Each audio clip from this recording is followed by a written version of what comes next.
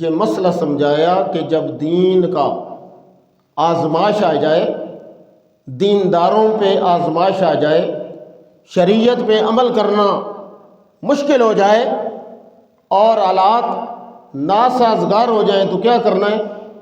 وَاصْبِرْ نَفْسَكَ مَعَ الَّذِينَ يَدْعُونَ رَبَّهُمْ، پھر آپ نے اکٹھے ہونا ہے، پھر فرقہ بندی چھوڑنی ہے، پھر ایمان والے سر جوڑ کے بیٹھ جائیں، وہ اکٹھے ہو جائیں۔ وَاصْبِرْ، اپنے پیغمبر کو حکم ہے، میرے پیغمبر پھر اکیلے نہیں رہنا، پھر ان غریبوں کے ساتھ جڑ جانا ہے۔ جڑنا تیرا کام ہے اور رب کا رحمت نازل کرنا یہ رب کا کام ہے۔ اللہ رب العالمین کی حمد و ثنا، سید الکائنات، امام الاولین والآخرین، سید الانبیاء والمرسلین، آقا و مولا،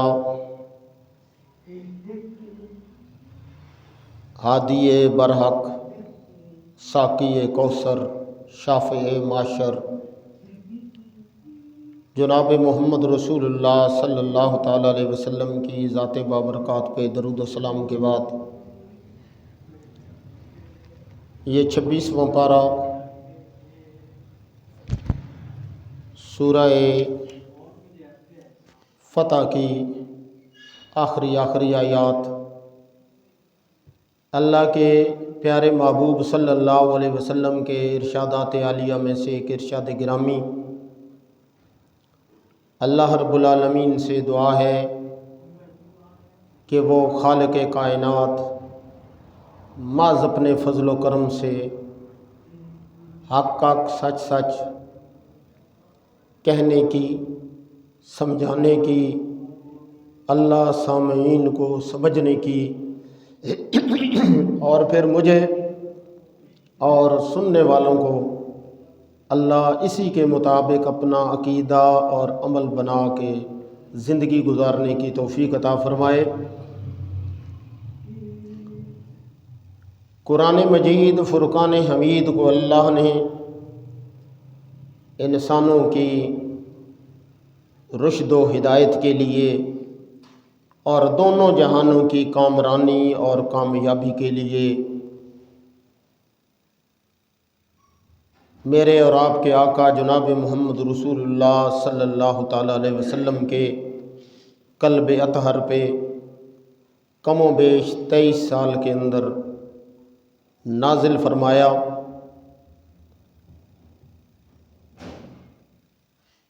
آپ علیہ الصلاۃ والسلام کی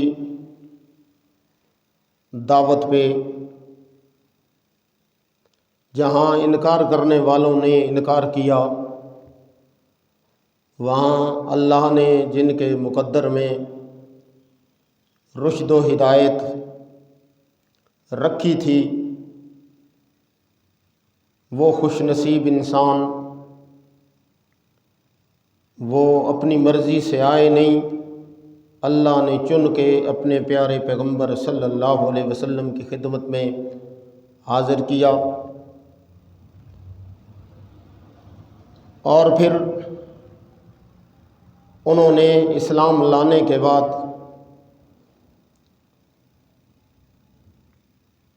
اس انداز میں زندگی گزاری کہ سینکڑوں سال گزر جانے کے باوجود رہتی دنیا تک، جب تک قرآن کی آیات رہیں گی اس وقت تک نبی علیہ الصلاۃ والسلام اور اس کے پاکیزہ اور معطر صحابہ کی سیرت اور ان کے کارناموں کے تذکرے اسی طرح گونجتے رہیں گے۔ اللہ رب العالمین نے جب انہوں نے رب اور رسول کے ساتھ کیا ہوا وعدہ پورا کر دکھایا اور پھر ایک بال کے برابر اس میں کمی اور بیشی نہیں آئی۔ ایک دفعہ جب آقا علیہ الصلاۃ والسلام کی بارگاہ میں حاضر ہو کر کلمہ پڑھا، اشہد ان لا الہ الا اللہ وحدہ لا شریک لہ واشہد ان محمدًا عبدہ ورسولہ، جب اس کلمے کا اقرار کیا پھر ساری زندگی اس کا پہرا بھی دیا اور اپنے عمل سے، اپنی زندگی سے یہ بات ثابت کی کہ واقعی اپنے دعوے کے اندر 100 سے 110% اپنے دعوے میں سچے تھے۔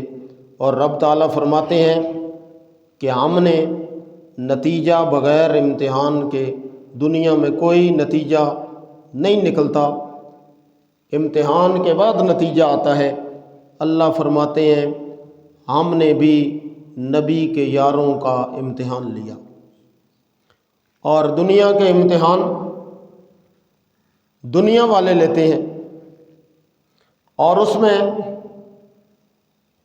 بعض اوقات ہم دیکھتے ہیں کہ جو اس عہدے کے حقدار نہیں ہوتے وہ بھی کسی نہ کسی طریقے سے آ جاتے ہیں، کوئی مال دے کر، کوئی سفارش لڑا کے، کوئی رشتہ داری جگا کے، کوئی اپنا تعلق کر کے کسی نہ کسی طریقے سے آ سکتا ہے، لیکن رب تعالیٰ نے کسی دنیا والے کے ہاتھ میں امتحان نہیں دیا۔ رب تعالیٰ فرماتے ہیں دین بھی میرا، قرآن بھی میرا، پیغمبر بھی میرا، اور پیغمبر کے یار بھی میرے۔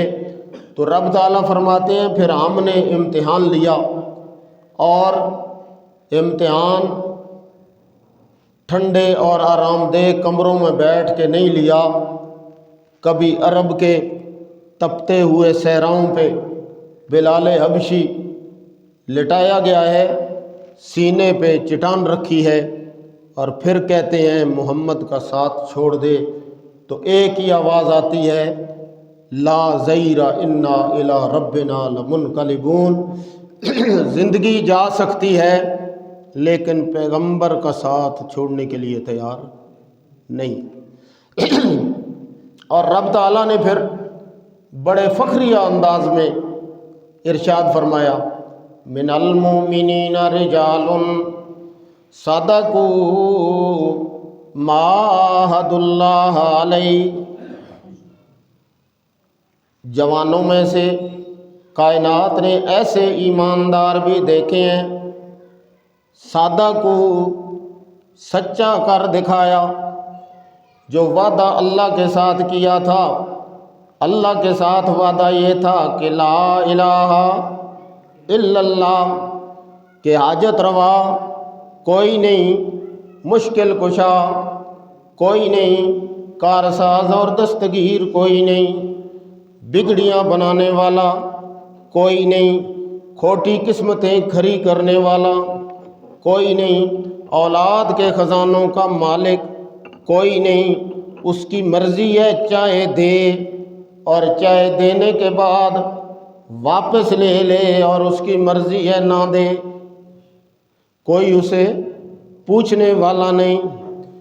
اور انہوں نے پیارے پیغمبر کے ساتھ بھی وعدہ کیا، دوسرا وعدہ یہ تھا کہ آج کے بعد ساری کائنات کے قانون سے ٹکر لے جائیں گے، سب کو چھوڑ دیں گے، اگر نہیں چھوڑیں گے تو آمنہ کے لال صلی اللہ علیہ وسلم کو نہیں چھوڑیں گے۔ اور پھر ما عاہد اللہ علیہ، اللہ کہتے ہیں جو وعدہ اور جو بوجھ ہم نے ان کے کندھوں پہ ڈالا تھا وہ انہوں نے پھر پورا کر دکھایا۔ اسی لیے تو رب تعالیٰ نے جب دین آیا نا، شریعت آئی، تو رب تعالیٰ کیا کہہ رہے ہیں اذا جاء نصر اللہ والفتح ورأیت الناس يدخلون فی دین اللہ افواجا، جب دین اللہ کی طرف سے آیا تو نسبت اللہ کی طرف، لیکن وہی دین جب نبی کریم صلی اللہ علیہ وسلم کے پاس پہنچا تو پھر کیا فرمایا؟ ان کنتم فی شک من دینی، جب شریعت پیغمبر علیہ الصلوۃ والسلام پہ قلب اطہر پہ آئی تو پھر دین کی نسبت پیغمبر کی طرف ہو گئی۔ پہلے اللہ کہنا چاہتے ہیں دین میرا تھا، لیکن جب میں نے پورے کا پورا دین پیارے پیغمبر صلی اللہ علیہ وسلم کے قلب اطہر پہ نازل کر دیا، اب رب کی ذمہ داری ختم ہو گئی، اب پیارے پیغمبر صلی اللہ علیہ وسلم کے پاس امانت آ گئی، اب نبی کریم صلی اللہ علیہ وسلم کے ذمے آ گیا۔ لِتُبَيِّنَ لِلنَّاسِ مَا نُزِّلَ إِلَيْهِمْ، میرے پیغمبر آپ نے اس دین کی وضاحت کر کے پورے کا پورا انہیں سمجھانا ہے، ان تک پہنچانا ہے۔ جب حجۃ الوداع آیا تو رب تعالیٰ فرماتے ہیں الیوم اکملت لکم دینکم، اب اس سے اشارہ ہے کہ اب دین پیغمبر نے اپنی ذمہ داری پوری کر دی، اور پھر صحابہ سے ارشاد فرمایا کہ کیا میں نے اللہ نے جو امانت مجھے دی تھی وہ میں نے آپ کی طرف پوری کی پوری پہنچائی ہے اور وہ حق ادا کیا ہے یا نہیں؟ تو صحابہ نے بیک زبان کہا آپ نے حق صرف پہنچایا نہیں، پہنچانے کا حق ادا کر دیا۔ اور پھر اللہ کیا کہتے ہیں الیوم اکملت لکم دینکم، یہ نقطہ سمجھ آ رہا ہے؟ تو جب رب تعالیٰ کے پاس تھا تو دین اللہ تھا، جب پیغمبر کے پاس آیا تو دینی، لکم دینکم ولی دینی، یہ نون کے نیچے زیر ہے وہ یا حذف ہو گئی ہے، کافروں کے لیے کافروں کا دین اور تمہارے لیے آپ کے لیے، آپ صلی اللہ علیہ وسلم کے لیے کیا فرما رہے ہیں کافروں کو کہ میرے لیے میرا دین، والی یدین، میرے لیے میرا دین۔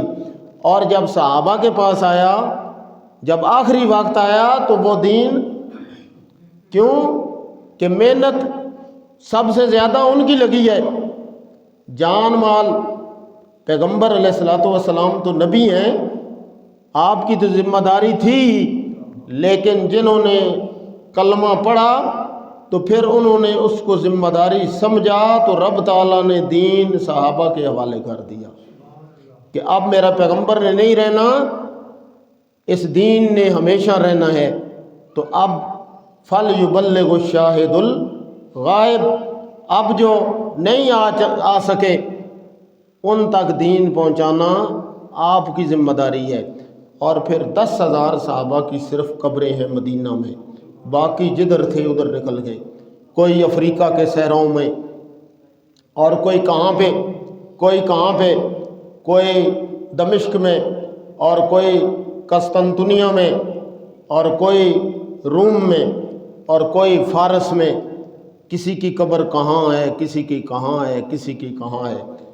پھر جس نے دین سمجھا اور قبول کیا اس نے اپنی ذمہ داری سمجھ لی کہ اب پیغمبر کے بعد دین ہمارے پاس آ گیا ہے، تو گویا انہوں نے اسے اپنی وراثت سمجھا، اپنی مالکیت سمجھا، اپنی ذمہ داری سمجھا کہ اب یہ ہمارے ذمے آ گیا ہے، اب ہم نے کیا کرنا ہے۔ تو آج ہم یہ سمجھتے ہیں کہ صرف دین پہ عمل کرنا وہ امام مسجد جو ہے اسی کے ذمے ہے، صرف قاری صاحب نے جو حافظ قاری بن گیا ہے صرف اسی نے دین پہ عمل کرنا ہے، باقی ہماری ذمہ داری نہیں ہے۔ ہمارا کام ہے صرف سننا اور نماز پڑھ کے گھر چلے جانا، زندگی میں تبدیلی آئے یا نہ آئے ہمیں اس سے کوئی غرض نہیں ہے۔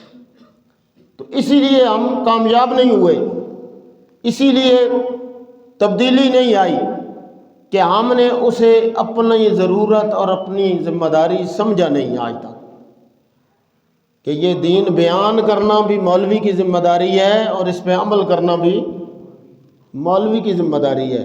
باقیوں کی ذمہ داری کوئی نہیں ہے۔ نماز پڑھ رہا ہے، واعظ و نصیحت سن رہا ہے، قرآن کی تلاوت اور ترجمہ پڑھ رہا ہے، اس کے باوجود ساری زندگی نہ رشوت چھوڑی، نہ بدعنوانی چھوڑی، نہ بے حیائی چھوڑی، نہ کم تولنا چھوڑا، نہ جھوٹ بولنا چھوڑا، نہ اخلاق آئے اسلام والے، نہ عادات آئیں، نہ رسم و رواج چھوڑا، نہ کنبہ اور قبیلہ چھوڑا اگر تو اللہ کو چھوڑا اور اللہ کے رسول کو چھوڑا۔ کتنے ہیں میرے سمیت کہ جو جائیں، سنیں اور دل میں تہیہ کریں کہ آج یہ بات قرآن اور سنت کے مطابق، صحابہ کے عمل کے مطابق پتہ لگ گئی ہے، آج کے بعد اس کے خلاف نہیں کریں گے۔ کوئی بندہ تیار نہیں۔ بھائی کے ساتھ لڑ رہا ہے، وہ 1 مرلہ یا 2 مرلے یا 10 مرلے زمین ہے، آئے روز ہم سنتے ہیں، نہیں آئی تبدیلی۔ 70-80 سال پاکستان بنے ہوئے بھی ہو گئے اور قرآن نازل ہوئے تو 1400 سال سے زیادہ کا عرصہ گزر چکا ہے۔ مسلمان دن بدن پستی کی طرف کیوں جا رہا ہے؟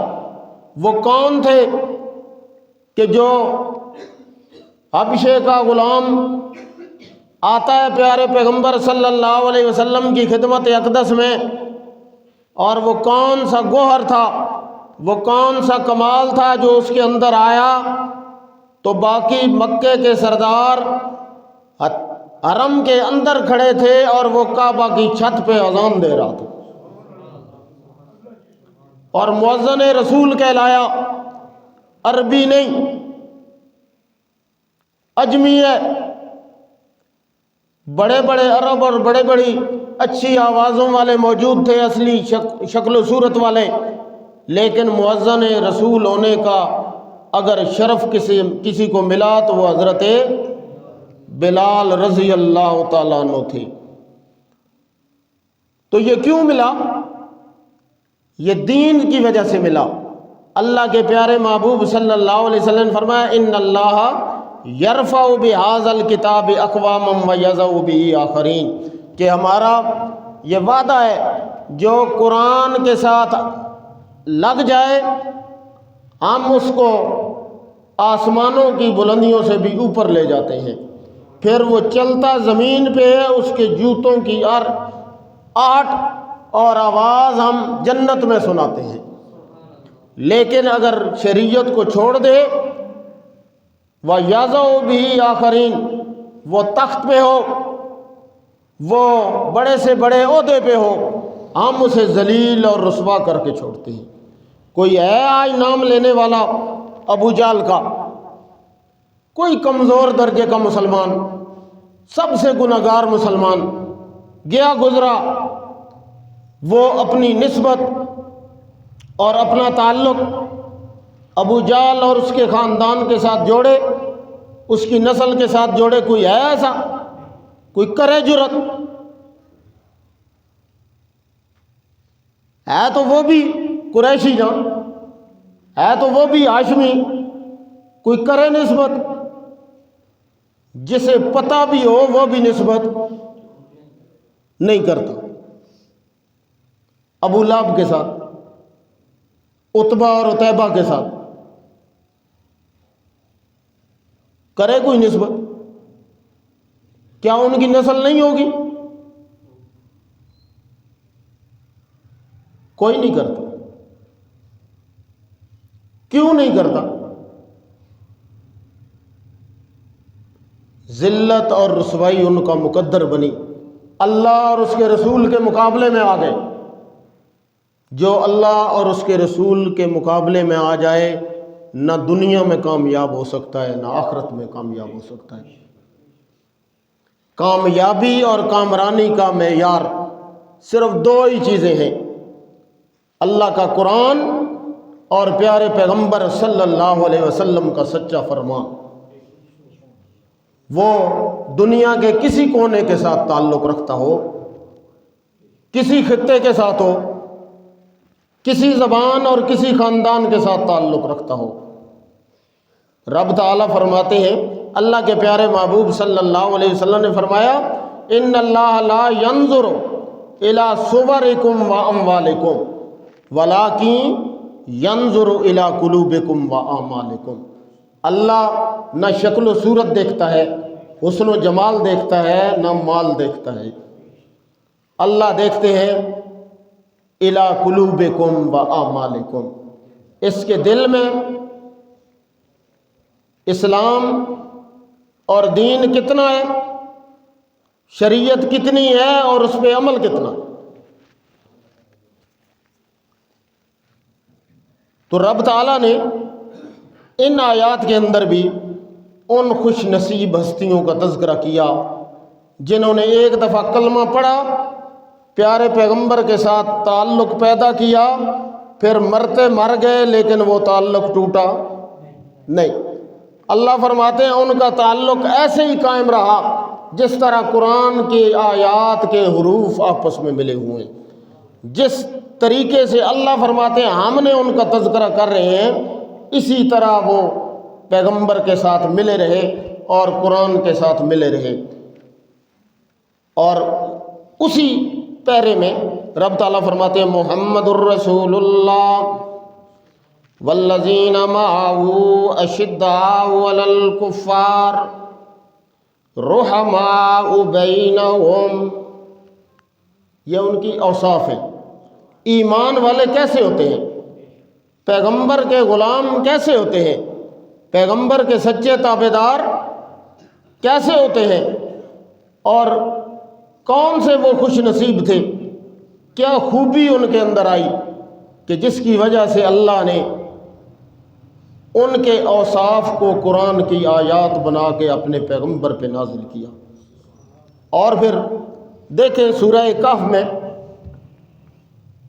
7 مختلف واقعات اللہ نے قصے بیان کیے، ان میں سے ایک ہے اصحاب کہف کا، اور وہ قصہ بیان کر کے رب تعالیٰ نے یہ مسئلہ سمجھایا کہ جب دین کا آزمائش آ جائے، دینداروں پہ آزمائش آ جائے، شریعت پہ عمل کرنا مشکل ہو جائے اور حالات ناسازگار ہو جائیں تو کیا کرنا ہے؟ وَاصْبِرْ نَفْسَكَ مَعَ الَّذِينَ يَدْعُونَ رَبَّهُمْ، پھر آپ نے اکٹھے ہونا ہے، پھر فرقہ بندی چھوڑنی ہے، پھر ایمان والے سر جوڑ کے بیٹھ جائیں، وہ اکٹھے ہو جائیں۔ وَاصْبِرْ، اپنے پیغمبر کو حکم ہے، میرے پیغمبر پھر اکیلے نہیں رہنا، پھر ان غریبوں کے ساتھ جڑ جانا ہے، جڑنا تیرا کام ہے، اور رب کا رحمت نازل کرنا یہ رب کا کام ہے۔ دیکھنا وہ 7 نوجوان ہیں اور پوری حکومت وقت سے ٹکرا گئے ہیں، اب جب دیکھا کہ بچنے کی کوئی صورت نہیں تو آپس میں اکٹھے ہوئے، ایک نقطے پہ متفق ہو گئے کہ یہ ماحول چھوڑنا ہے اور اکٹھے ہونا ہے۔ اور جب اکٹھے ہوئے ہیں پھر رب کی طرف سے رحمتیں آئی ہیں، پھر رب تعالیٰ نے ان کی حفاظت کی ہے، اور پھر رب تعالیٰ نے حفاظت کر کے بتلایا ہے کہ ایماندار تھوڑے ہوں یا زیادہ ہوں، رب تعالیٰ کی نصرت کے لیے یہ ضروری نہیں کہ وہ لاکھوں اور ہزاروں کی تعداد میں ہو۔ اور بدر اور احد میں یہی کچھ ہوا، بلکہ جتنے غزوات ہیں ان سب کو دیکھا جائے تو سب میں ہمیشہ مسلمانوں کی تعداد کم اور کفار اور مشرکین کی تعداد زیادہ رہی۔ یہ سینکڑوں میں تھے تو وہ ہزاروں میں تھے، یہ ہزاروں میں گئے تو وہ لاکھوں میں ہو گئے۔ لیکن فتح اور شکست یہ فوج سے نہیں ہوتی، اسی لیے تھوڑا سا غزوہ احد کے اندر رب تعالیٰ نے تھوڑی سی جھلک بتلائی کہ جب دل میں خیال پیدا ہوا کہ 313 تھے تو ہم نے یہ کیا، آج تو 1200 ہیں، آج تو انہیں چھوڑیں گے نہیں۔ پھر رب تعالیٰ نے تھوڑا سا جھٹکا دیا اور بتلایا وَمَن نَّصْرُ إِلَّا مِنْ عِنْدِ اللَّهِ، میرے پیغمبر یہ بات ذہان میں رکھنا، اور اپنے صحابہ کو بھی یہی سبق پڑھائیں کہ وَمَن نَصْرُ إِلَّا مِنْ عِنْدِ اللَّهِ، نصرت اور فتح کا فیصلہ یہ رب کی طرف سے ہوتا ہے، یہ فوج سے نہیں ہوتا، یہ اسباب سے نہیں ہوتا، یہ اسباب صرف اختیار کرنے کا حکم ہے، باقی ان سے کچھ نہیں ہوتا۔ اور وہ واحد ذات ہے جو بغیر اسباب کے سارا کچھ کرنے پہ قادر ہے۔ دیکھیں نا حضرت زکریا اللہ کے پیغمبر ہیں اور اولاد کوئی نہیں، عمر 100 سال سے تجاوز کر گئی ہے، بیوی بانج بھی ہے اور بوڑھی ہو چکی ہے، لیکن اس کے باوجود پیغمبر علیہ السلام اپنے رب سے مایوس نہیں ہوئے۔ تو اس سے سبق ملتا ہے کہ حالات کیسے بھی ہو جائیں، ڈاکٹر جواب دے دیں کہ مریض نہیں بچتا، لیکن مریض کو اگر کسی پہ بھروسہ ہو تو وہ رب پہ ہو کہ جب تک زندگی موجود ہے موت میرا کچھ نہیں کر سکتی۔ بیماریوں میں اللہ نے موت نہیں رکھی، تو اتنی گزر جانے کے باوجود بھی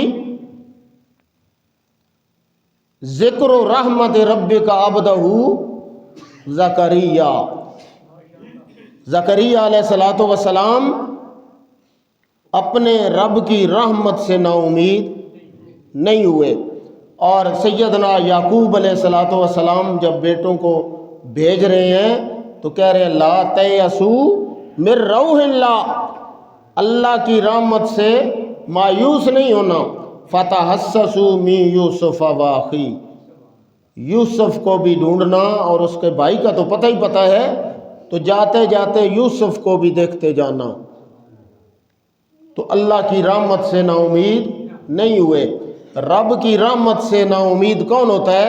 لا تیأسوا من روح اللہ الا القوم الکافرون، اللہ کی رحمت سے نا امید کافر ہوتے ہیں، مومن کبھی رب کی رحمت سے نا امید نہیں ہوتا۔ تو رب کی رحمت شروع کہاں ہوتی ہے؟ رب کی رحمت اسی وقت اس کا صحیح انداز شروع ہوتا ہے جب سارے دنیا کے ظاہری اسباب ختم ہو جائیں۔ تو اس وقت اگر جو چیز عمل میں آتی ہے وہ رب کی رحمت ہوتی ہے۔ جہاں انسان کی سوچ اور سارے اسباب ختم ہو جائیں وہاں سے رب کی رحمتیں اپنا سفر شروع کرتی ہیں۔ تو اسی لیے رب تعالیٰ فرماتے ہیں کاف ہا یا عین صاد ذکر رحمت ربک عبدہ زکریا اذ نادی ربہ نداء خفیہ۔ اور پھر کہتے ہیں اللہ ہڈیاں بھی کمزور ہو گئیں اور سر شعلے مار رہا ہے بڑھاپے کی وجہ سے، بال سفید ہو گئے ہیں، بال گر گئے ہیں، اور بیوی صرف بوڑھی نہیں، ساتھ اس میں بچہ پیدا کرنے کی صلاحیت بھی تو نے نہیں رکھی۔ لیکن وَلَمْ أَكُمْ بِدُعَائِكَ رَبِّ شَقِيًّا، اگر میں اس کے باوجود بھی اگر تجھ سے دعا نہ کروں تو مجھ سے بدبخت اور کوئی نہیں۔ کیوں کہ اسباب کے تحت تو وہ دیتے ہیں جو اسباب کے محتاج ہوتے ہیں، اور تو کائنات کا حاجت روا اور مشکل کشا ہے۔ تو نے اپنے دربار پہ موٹے الفاظ میں لکھا ہوا ہے قل هو اللہ احد اللہ الصمد، کہ تو سب سے بے نیاز، تجھے کسی کی ضرورت نہیں اور ساری کائنات تیری محتاج۔ تو سب سے بے نیاز اور ساری کائنات تیری محتاج، انبیاء بھی تیرے محتاج، شہداء بھی تیرے محتاج، اولیاء بھی تیرے محتاج۔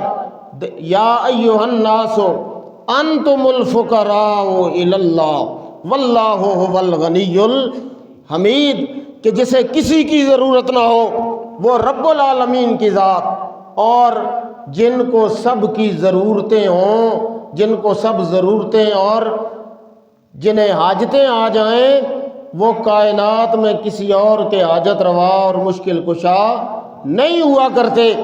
جو خود مصیبتوں میں آ جائیں وہ کسی کو مصیبتیں کسی کی ٹال سکتے نہیں، جو خود مشکلوں میں آ جائیں وہ کسی کے مشکل کشا نہیں ہوتے۔ وہ کائنات کے سردار جناب محمد رسول اللہ ہوں یا علی المرتضیٰ رضی اللہ تعالیٰ عنہ۔ اب علی المرتضیٰ رضی اللہ تعالیٰ عنہ کو مشکل کشا کہا جاتا ہے، اور جس پہ خود شہادت، تلوار سے شہادت آ جائے، جو اپنے آپ سے موت کو ٹال نہ سکے، وہ مشکل کشا نہیں ہوتا، وہ اللہ کا ولی ہوتا ہے۔ بلکہ ولی بھی کہنا ولی نہیں ہوتا، ولیوں کا سردار ہوتا ہے، اور وہ جتنا درجہ پا جائے، وہ نبی کا چچا زاد بھائی بھی ہو، نبی کا داماد بھی ہو، عشرہ مبشرہ میں سے بھی ہو، خلفائے راشدین میں سے بھی ہو، جتنے مرتبے مل جائیں، لیکن وہ رہتا عبد ہے، وہ رہتا عبد ہے، الہ نہیں بنتا۔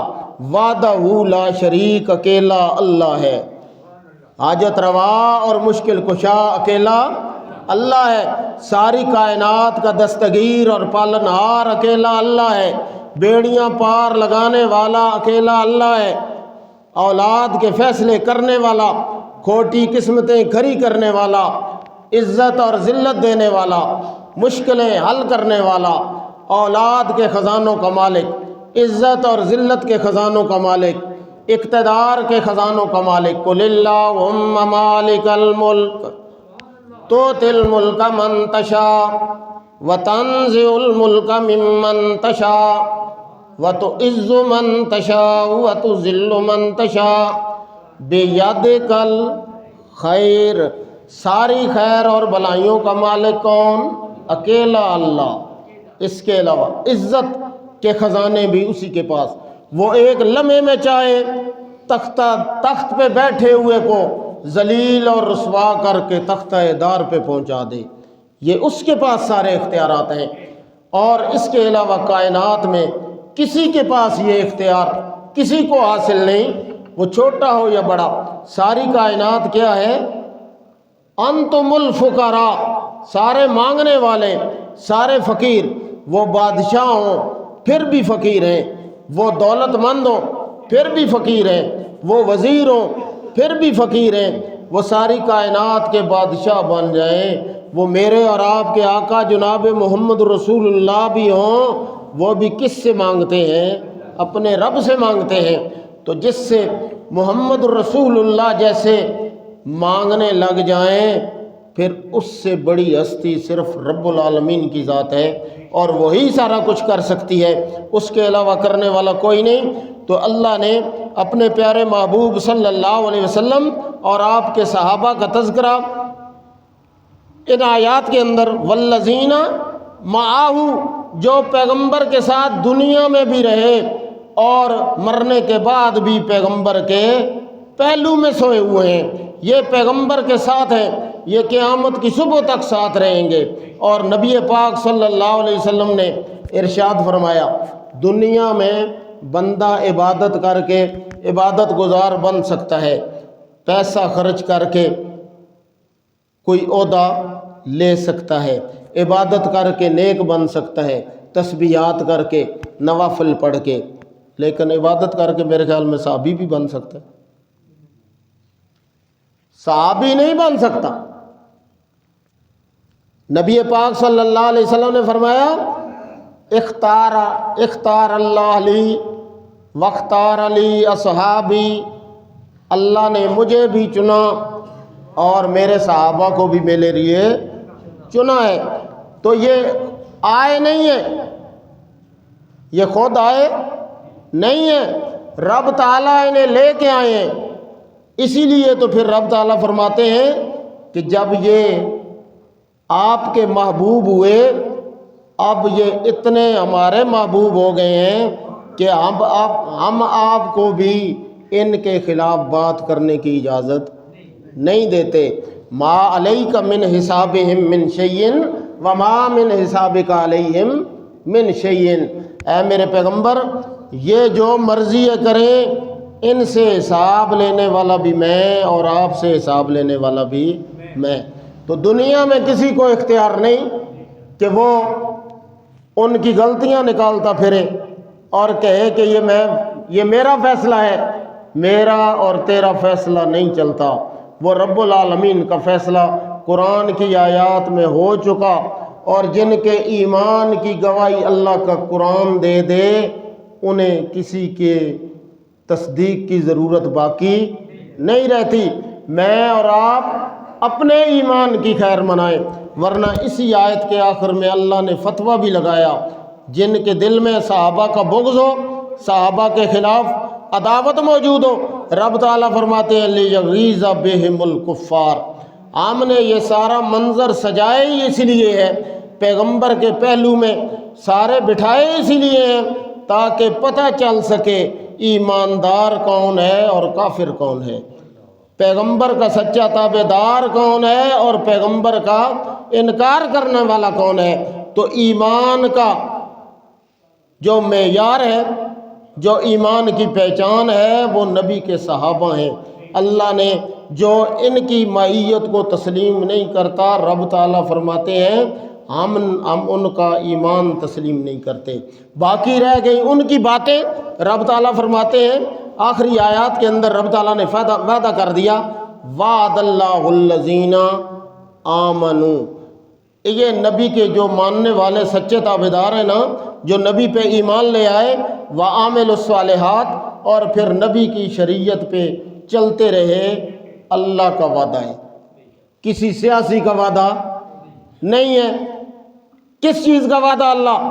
منہم مغفرہ، وہ پیغمبر نہیں تھے، نبی نہیں تھے، گناہوں سے معصوم صرف نبی ہوتا ہے، لیکن صحابہ کو اللہ نے گناہوں کی اس ذلت سے محفوظ رکھا کہ اگر غلطی ہو گئی تو اللہ نے اس دنیا میں جانے سے پہلے اللہ کہتے ہیں وہ توبہ کریں یا نہ کریں ہم نے انہیں معاف کر دیا۔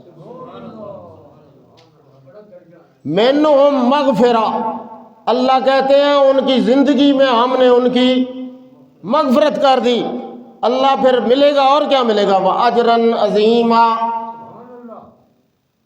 اور اجر عظیم تو وہ تو ہم نے آخرت میں رکھا ہے نا، وہ تو دنیا والے دیکھیں گے، لیکن دنیا میں ہم کسی کو ان کے خلاف بولنے کی اجازت نہیں دیتے۔ کیوں؟ مغفرتاً، غلطی انہوں نے کی اور معاف ہم نے کر دی۔ اور بلکہ دوسرے مقامات پہ آتا ہے کہ اللہ فرماتے ہیں وہ غلطی بعد میں کرتے ہیں، ہم راضی پہلے ہیں۔ لقد رضی اللہ عن المؤمنین اذ یبایعونک، میرے پیغمبر وہ آپ کے ہاتھ پہ ہاتھ بعد میں رکھ رہے تھے، وہ مضارع ہے، مضارع ہوتا ہے حال یا مستقبل، اور رضی یا ماضی ہے۔ اللہ فرمانا چاہتے ہیں میرے پیغمبر انہوں نے ہاتھ تیرے ہاتھ پہ بعد میں رکھا، لقد رضی، میں ان سے پہلے سے راضی ہو گیا۔ اللہ ہمیں صحابہ کی سچی محبت، اور اصل یہ منانے سے نہیں ہے، صحابہ کی سیرت منانے سے نہیں ہے، اپنانے سے ہے۔ جو کچھ انہوں نے کیا، محبت کا تقاضا یہ ہے کہ جس طرح انہوں نے پیغمبر کے ساتھ وفا کی، ہر کلمہ پڑھنے والا اسی طرح پیغمبر اور پیغمبر کے صحابہ سے وفا کرے۔ وآخر دعوانا الحمدللہ۔